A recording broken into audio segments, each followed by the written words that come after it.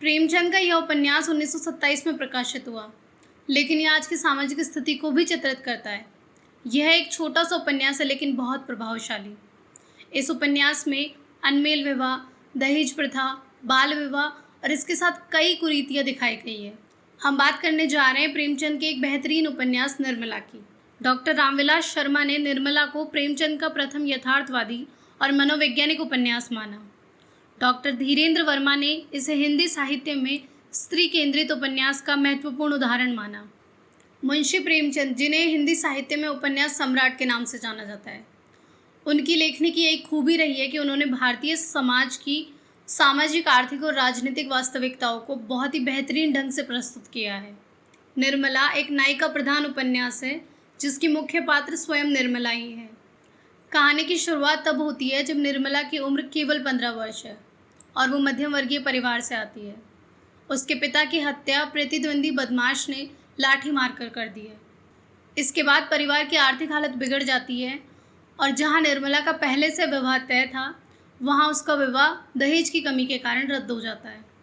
अंततः निर्मला का विवाह एक अधेड़ उम्र के व्यक्ति तोताराम से होता है, जिसके पहले से ही 3 बेटे हैं, जिसका बड़ा बेटा निर्मला का ही हमउम्र है। यह एक असफल विवाह रहता है।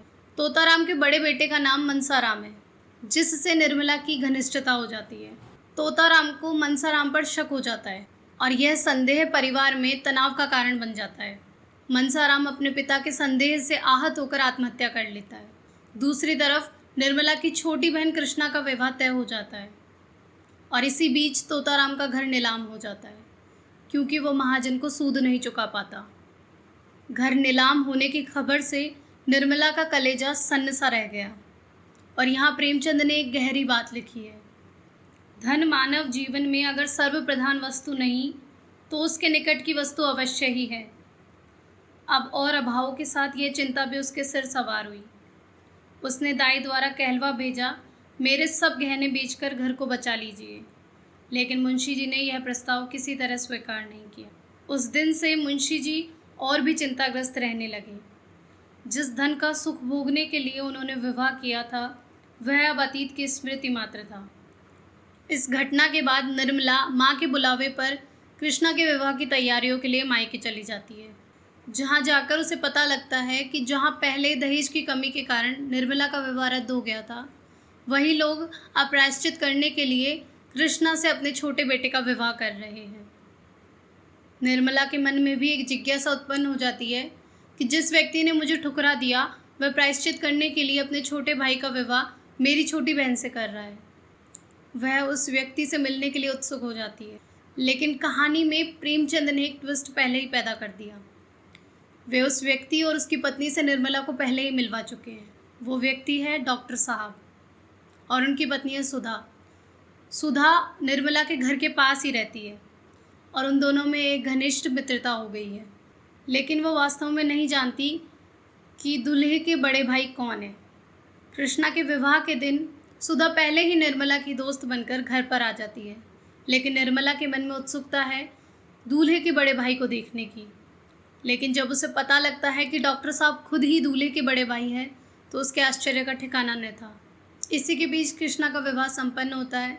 निर्मला भी मन ही मन प्रसन्न थी कि चलो उसके साथ जो हुआ उसकी बहन के साथ न होगा, क्योंकि वह पहले से ही एक असफल विवाह को झेल रही थी।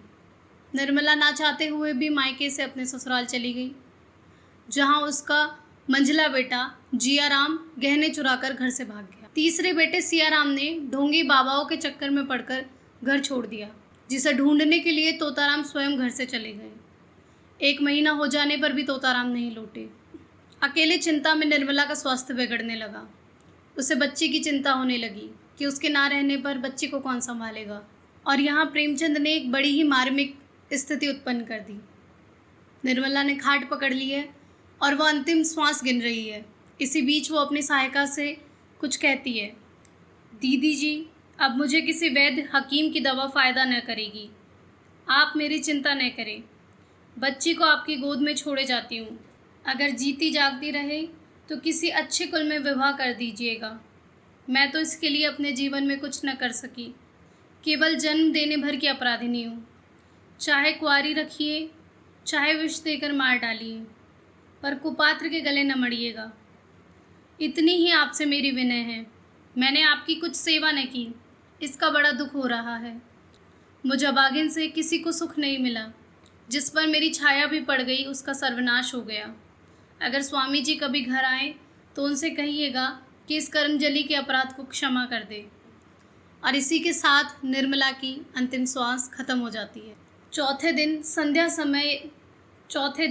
संध्या समय वह विपत्ति कथा समाप्त हो गई।